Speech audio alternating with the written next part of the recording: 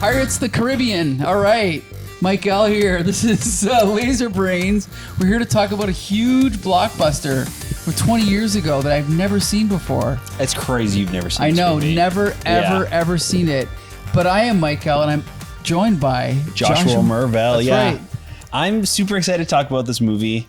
I feel like I've been asking to screen this movie for about 2 years now. And we put it off for 2 years. Before we talk about that, we should introduce our co-host. Oh, yeah. Hi. Champ Ian. How's it going, guys? Co-owner of Meteor, host of Movie Night, puts on a movie every Wednesday, except for sometimes when it's not on. Right. Most of the time. Most of the time. Yeah. Yep.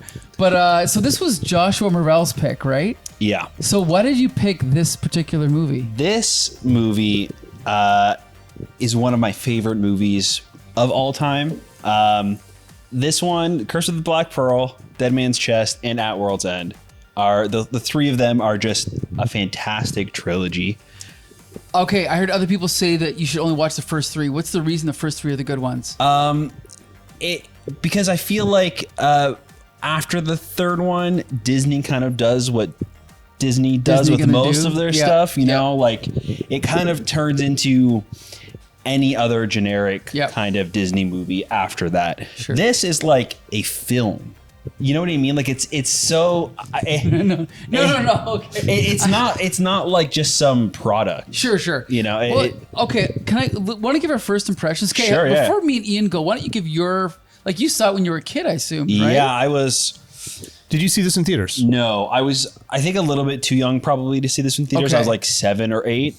I could have probably seen this in theaters, but I'm sure I saw it on DVD probably for the first time and was obsessed with it as a kid. Okay. And the second I saw the trailer for the second movie, I was like, it's go. all I would talk about. And I remember very specifically going to see it in theaters.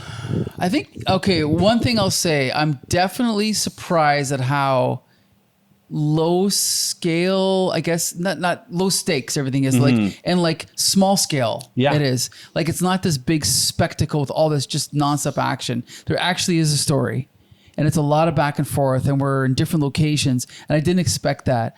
And I could tell, even though I'd never seen one of these movies, I know the franchise, I know the characters, I've seen all the memes.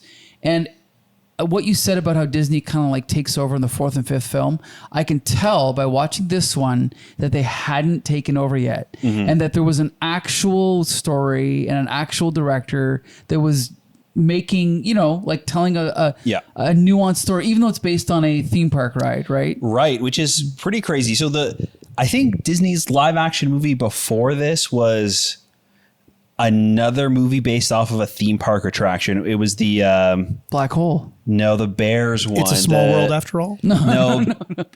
Like the Bear Jamboree or something like that. I can't remember. Oh, what? Country Bear Jamboree? Country Bear Jamboree. So it was Country Bear Jamboree, Pirates of the Caribbean. When was this released? What year? I think the year before. Oh, like it was like very recent. Clearly, it was not a big hit because I've never heard of it. It's terrible. Wow. Yeah. It's a live action Country Bear Jamboree. We should watch it here. Yeah, that's next week. Yeah, it's on the schedule. Surprise. Yeah. Okay, so this was obviously a big hit. Now, obviously, they knew they had something because they got Johnny Depp, right? And they got Orlando Bloom, and they got Keira Knightley. So they knew they had something, right? Were they really that big of names at the time? Johnny Depp was... I'm sure Johnny Depp was the biggest one. Johnny Depp was like the darling of Tim Burton's films, which were... They were popular, but they were still pretty niche. Right. He wasn't like he wasn't huge, but he was big. You know? Yeah. And Orlando Bloom was big because of Lord of the Rings. Yeah, I guess so. But I feel like when this was casting, Lord of the Rings was just coming out. No. Lord of the Rings was 2001, 2, 3, right? Yeah, and this came out in 2003. Okay. Yeah. So like maybe, he was coming off of that. Yeah. And then Keira Knightley had been the body double for Amidala in Phantom Menace. Famously, yeah. Yeah. And then the rest. Jeffrey Rush. Yeah, Jeffrey Rush. They're just character actors. No offense to them. But yeah. I think that they knew they had something though, or else they wouldn't have got these stars, right? Because who are the stars of this Bear movie? Exactly, right? I'm sure they got people to star in it. Humans. They got humans. I have the wiki for Pirates of the Caribbean: Curse of the Black Pearl pulled up, but let me just let's just scrub that and stop get the wiki talking for about that. Country Bear Jamboree. Yeah, the rest of the review. Okay, so here's the thing, Champion. While he is looking that up, I want to know what your first impression is of this movie. Is it your first time seeing it? No. I've seen it a bunch of times. Oh, okay. Before I talk about my impressions, though, I want to ask you a question or two. First of all, you've seen a lot of stuff. Yeah.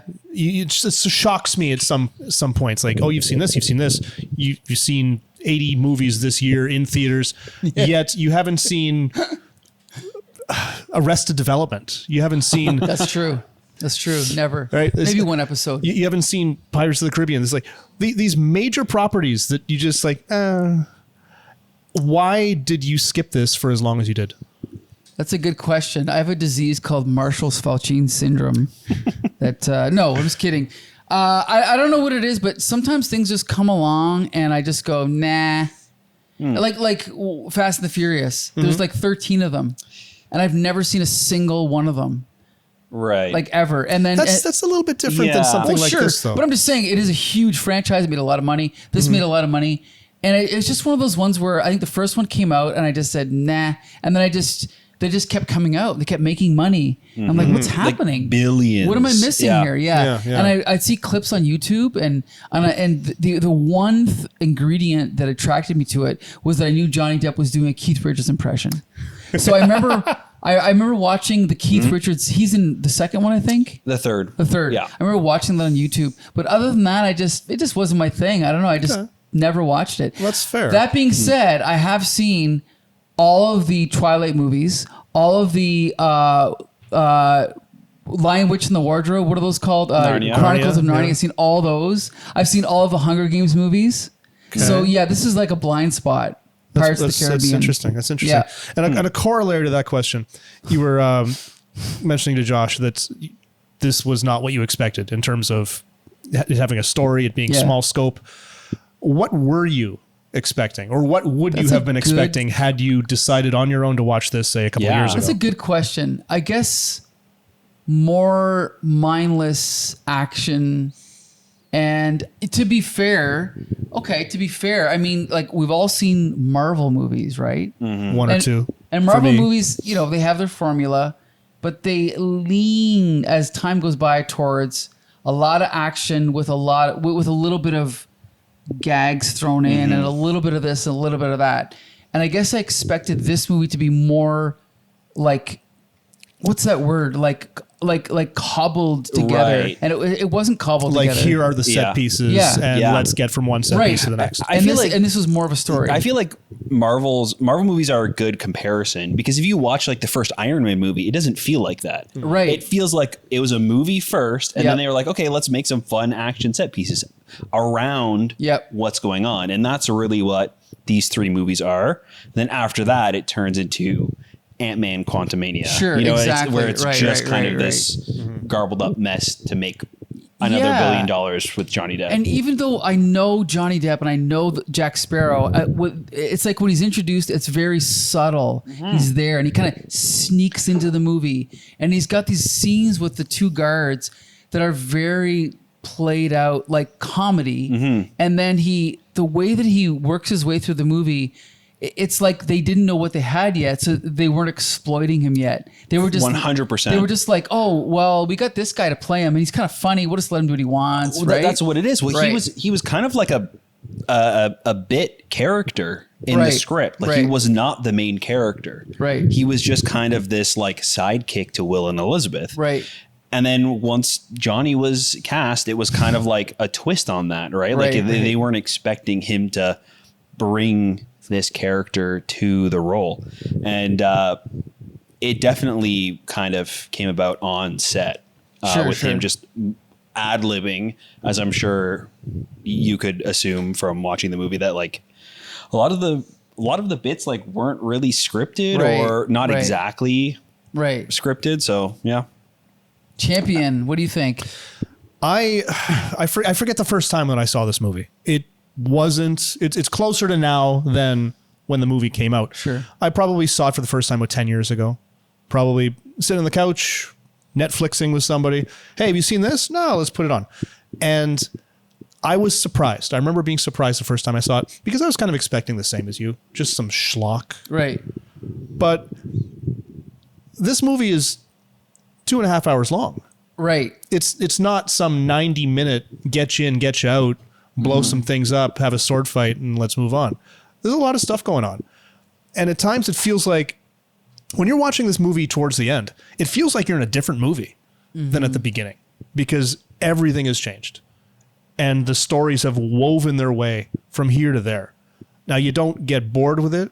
It doesn't feel like you're dragging, but there's a lot going on. And whether or not Disney knew what they had with this, they put a lot into it in terms of fantastic effects, practical. The CGI was a little weird at times, but again, 2002. It was witty. It was clever. It was at times shockingly violent. It was a bit all over the place tonally here and there, but on a whole, it did a really good job, I think, of telling this story and sort of immersing you in that world. You know, I'm the most critical person of CGI, but the CGI was fine. It didn't stand out anywhere to me as being blatantly bad. I thought it was pretty good. I thought so too. Like I don't mean that in the sense that it was bad CGI.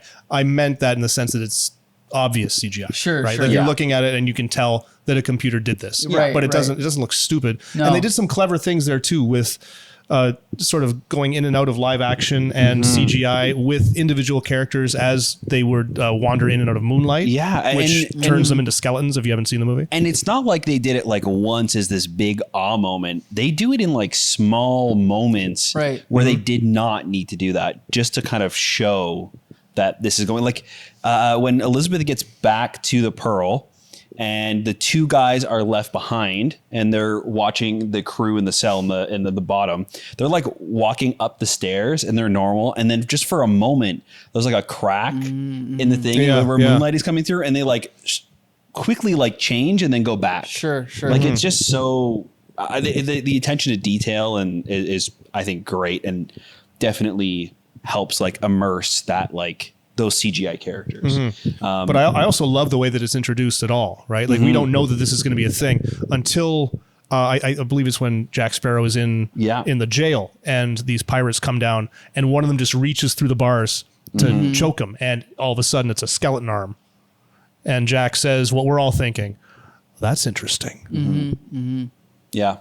And I also love that we do kind of get like a small moment of that before the big reveal of what's really going on. Like it's everything in this movie. I feel like even though action starts off like right from the start, I feel like the story is such a slow burn. Like that's what I was trying to figure out what's going on the entire movie. Like you're just as confused as the characters are in this movie, trying to figure out what's going on. And like, you know that Jack is aware of everything and like, I feel like maybe at the start he feels very aloof, but then as you go, you realize that he's not just like this bumbling pirate. He has kind of this, plan going on, and it I think unfolds.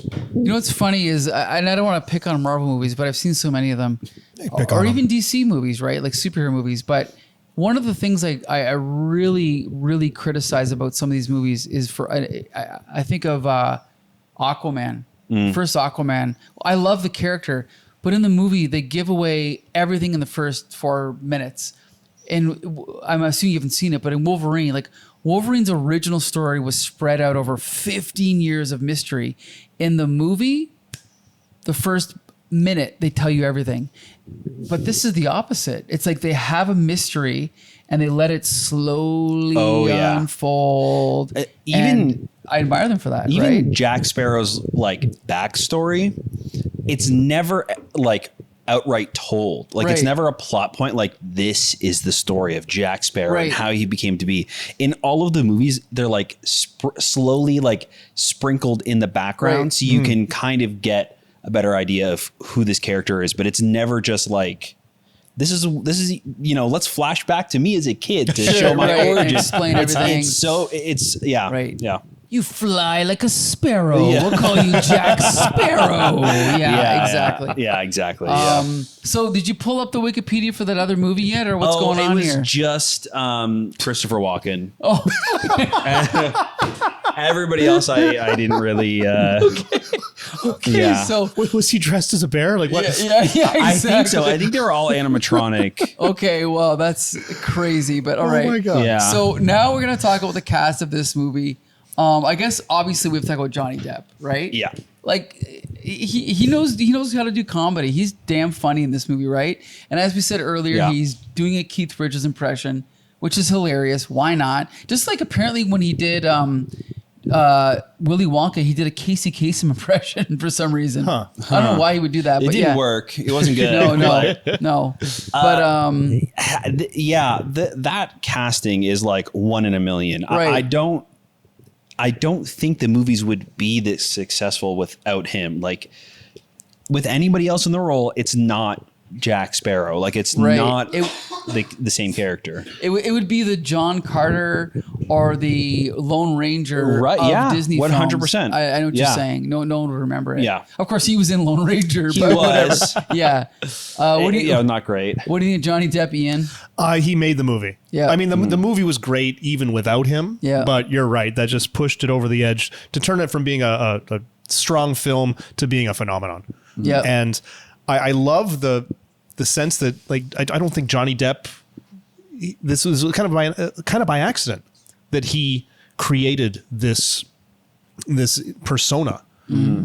And the fact that it was kind of by accident, the fact that it wasn't written in the script that he was going to do all these things and say all these things. Right. I think it's great. And it's interesting to just sort of see the genesis of this character Oh yeah. being not quite as brash and flamboyant and sort of retreating into the background for a lot of the movie. It makes it special. Yeah, even just down to like his costume, he had a lot of say in what his character looked like. Like the like he has kind of like almost looks like a burn mark on his chin here. Where Yeah. there's no hair but it's supposed to be like scurvy or something. And I think throughout the movies, it like slowly gets bigger. Oh, like, really? you can see. Interesting. Okay. Like there's so many like small details. Like he specifically picked out all of his rings. Like Right. there's a lot to it where it was just like very personal And for him. we should also point out, I believe he went on to be, as far as I know, the highest paid actor in history for this film series. Maybe eclipsed by Robert Downey Jr. as Iron Maybe, Man. yeah. Definitely at the But, time. but at yeah. one point, he was getting paid like outrageous amounts yeah. of money, like 75 million or whatever it was. I Crazy. Think, I think too, these movies were up there with Titanic for the highest grossing Yeah, they were- movies yeah. before the MCU really picked off. Yeah, Like it's yeah. It'd be interesting to see what he was paid for the first one and how Right. We'll much see. that went up Yeah. as these movies went on. Because $100. the surrounding cast, Orlando Bloom, Keira Knightley, these are no slouches.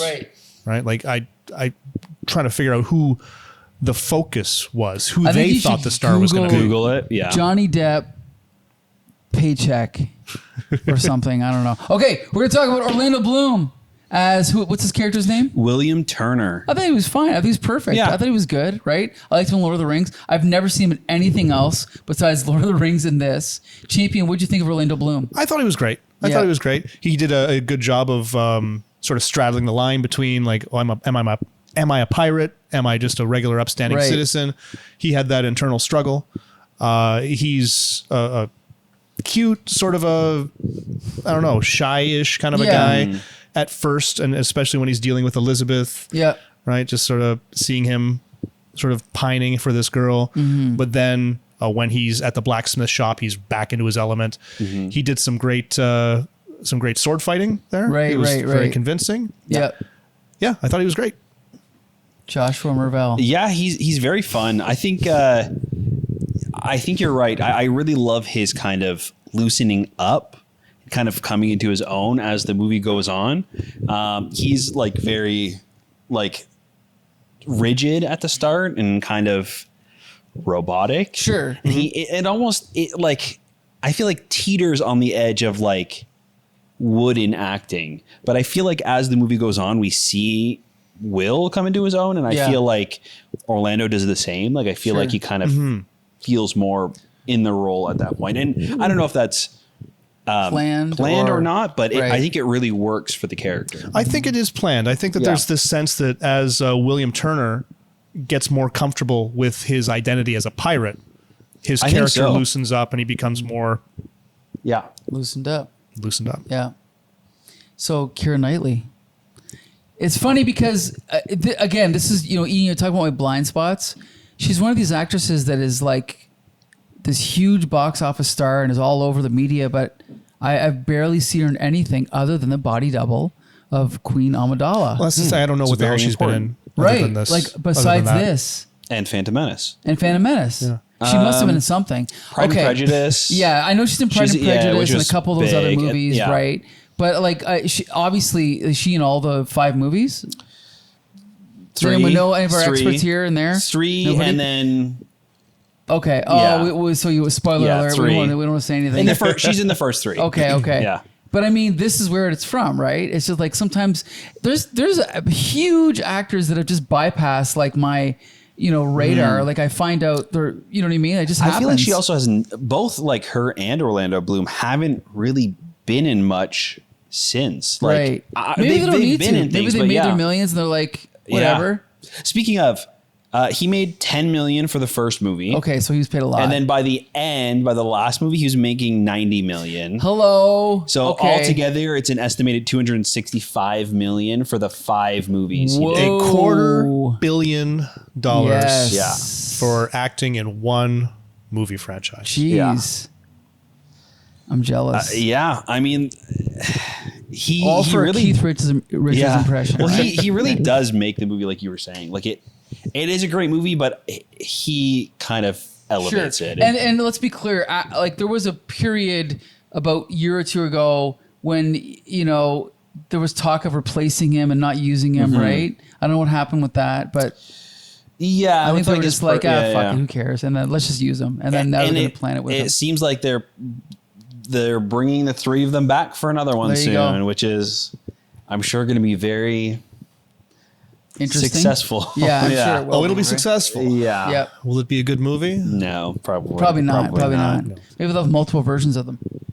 Okay, so who knows? So we talk. Okay, I don't know if there's any other actors we need to talk about, but the rest of the cast, Jeffrey Rush was great. Yeah, Barbossa is so fun. Yeah, I feel like everything else I see him in, he's like this kind of like proper British gentleman. Sure. So it's so fun seeing him in this. What else has he been in that's been notable? King's Speech.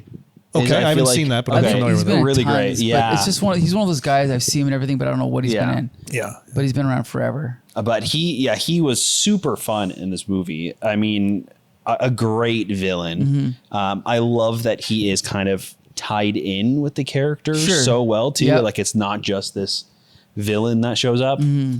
His connections with Jack, and then finding out his connections with Will as well. And I mean, even with Elizabeth to some extent, like her origin at the beginning, finding Will, is because of Barbossa. Like I love that it's all so intertwined. And there's actually one actress we have to mention because I forgot she was in this franchise. Zoe. I mean, Zoe Saldana. I mean, it's easy to forget because this is the only Pirates movie she's in. Oh, I didn't know that. That's a shame. Yeah, okay. She's a fun character. It really is. It really is a shame because and it's kind of just this background character. Right. Like it's almost played as a bit at the beginning when she's introduced, and then she's just in the background for the rest of the movie. And we should point out she's in Guardians of the Galaxy. She's in Avatar. She's in Star Trek. So by those franchises combined, she's one of the biggest. I think she is one of biggest box office draws of all time, or whatever you want to call it. I think she is like, she has the highest grossing movie but franchises. It's a weird stat. It's like Sam Jackson's in that boat, so is Scarlett Johansson. And I'm not diminishing their accomplishments, but it's like Scarlett Johansson. She's been in like all the Marvel movies, plus now she's in Jurassic Park, plus she's in all these other things. So it's just like, it just kind of, sometimes it happens, you know what I mean? By accident, almost. Stumble your way into she's really fun in this movie for the small moments she's in. And I feel like adds a lot to movies, which is Yep. kind of, I think, adds to the success Sure. and the reason why she's in movies that are like so financially successful. But So Pirates of the Caribbean is Yeah. a theme park ride. yeah, that's how they got the idea. Who would have thought? Like, I feel like there's no like story in the ride. Okay. So to like make I was wondering about that. to make it's so like it doesn't mean anything. Okay. Like the story could have been whatever. Sure. I mean, there are small moments, like bit moments that are part of the ride, like Sure. them trying to get the bone or the keys from the dog, Okay. and that's like a Okay. bit in the Is thing. that something you have to do in the ride? No, Or something you I've see? never been to Oh, Disney World. okay. I don't know, but they're all just like animatronics, and you're in like a boat ride. So I know that is one of them. There's a couple of lines in the movie that is like the theme song, small things like that. But I think other than that, it's the ride is now more based off of the movies. Interesting. Then that tends to happen. Than the reverse. Just like with comics, just Yeah. like with whatever books sometimes, right? Yeah. Whatever. I mean, you know what? I admire them because, like I said, as I was watching this movie, I was thinking, okay, this is based on a theme park ride. And we've seen a lot of movies based on comic books Yeah. on this podcast. And this is better than a lot of them. A lot of them, right? Most of them. Most of them, not all of them. Most of them, right? Yeah. They put more effort into this thing. But they also had the benefit of not Man. having a lot of source material Sure. that they So needed they to had to create stay. it. Right. Yeah. So I think since we kind of like briefly touched on the visual effects, I want to talk about the practical visual effects. Okay. Because when they're on a boat, they're actually out on sea. Like they're Okay. on Oh, a really? boat. It's not green screen. Okay. Port Royal, they built that on an island. Nice. On like a small island with a small town. I think it was just outside of St. Lucia. It was St. Vincent or something Vincent. like that. St. Vincent. They flew out. The airport was so small they couldn't fly like a big charter there to bring everybody. They had to go somewhere else and then bring them there via boat. And Interesting. all of the supplies, the set materials that they built to build a port, all of like the craft services, like everything, they had to like bring it in by boat. And then while they were there, they built all of these ships, the sets. And then when they're out in the ocean, they like drive these boats out like 2 hours into the middle of the ocean, and then they start filming. Interesting. Like it's all as practical as they could possibly make it. And I think it really shows. Well, yeah, of course. I Yeah. appreciate that because, like, for example, I've been watching a lot of 80s James Bond movies where, like, Roger Moore is skiing down a mountain, but it's like clearly a body double. And then it cuts to him, like, in a studio, and then it cuts back to the body Right. double. So thankfully, we didn't have any of that in this movie, Yeah, right? It was yeah. a lot of all practical, like you Yeah. said, yeah. So yeah, it pays off, right? Makes it feel real. Mm-hmm. And that's the thing is that this is now a 23-ish year old movie. So already special effects have evolved since then. They've gotten way more CGI heavy, right? Way more generic. So Yeah. this is already like an artifact. And I think in the second and third one in particular, the visual effects get the CGI gets so unbelievably good. It is like, to me, it's the peak of CGI. Like this movie series yes, of all CGI. Okay. but you also see the fall decline of CGI. in this series as well. I Okay. think this one is like starting to get there to be really good in the early 2000s. And then with Dead Man's Chest and Outworld's End, it is genuinely, I think, the best CGI character that's ever been created. And I can't wait. Because we are going to watch the next two. Are you talking about that squid Probably in facey 2 guy? years. Yeah. Davy Jones. Yeah. It's unbelievable. And then we kind of see that fall off because it was like, it took them 2 years to do the CGI just for one character, right? Okay. And so they had to Okay. like put so much effort Yeah. into making it look real. Yep. And now CGI is like so easily accessible that they just farm it out. Yeah. Like, whatever, we'll make this character CGI. It doesn't really matter. And Sure. some poor artist has to do it in a month Right, and create this character. and it's kind of believable for the most part, but you can see that it's not like perfected. It's not Sure. the time isn't taken to like really make it. But they know they're still going to real. make their $500 million. Exactly. $500 million, so they don't care. Exactly. And I think this is like right before Okay. that becomes a reliance rather than a tool. And while still doing a lot of practical, like even in the second and third one, they build a lot of these sets and really kind of combine it. It's Here's the thing is, we might review those movies, in 2 years. especially if people request them. But here's the thing. We've encouraged many people to go on our Uniplex, our Media Uniplex page. There's only one stipulation. You have to come out to movie night. The more you come out to movie night, the more power you have, That's right? That's right. If you don't come out and you suggest a movie, I mean, We're going to laugh at you. We welcome your suggestion, but we might point and laugh at you, okay? So you got to come out to movie night every Wednesday, mostly. Sometimes on a Tuesday, but usually on a Wednesday. And coming up very soon, we're going to have Shocktober, featuring a bunch of horror movies we have not revealed yet. They're all top secret. We can't tell you what it's going to be, but they're going to be every week for the month of October, right? So be sure to check those out. Be sure to come out every Wednesday for Meteor Uniplex, right? Right? Oh, yeah. Yeah, pretty much every Wednesday. Every Wednesday except for next Wednesday. Except for next Wednesday. Except for next Wednesday. And the Wednesday after that. But all through October. Yes. Every Right. Wednesday. Yeah. That's right. Guaranteed. No, we're skipping one Wednesday, right? Not in October. Not in October. Not in October. Never in October. We do Shocktober. And Josh, tell everybody where you can find our episodes. You can find all of our stuff over on our website at comicbooksyndicate.com. You can also find the video format versions on our YouTube channel, so check us out there. So until next time. See you later.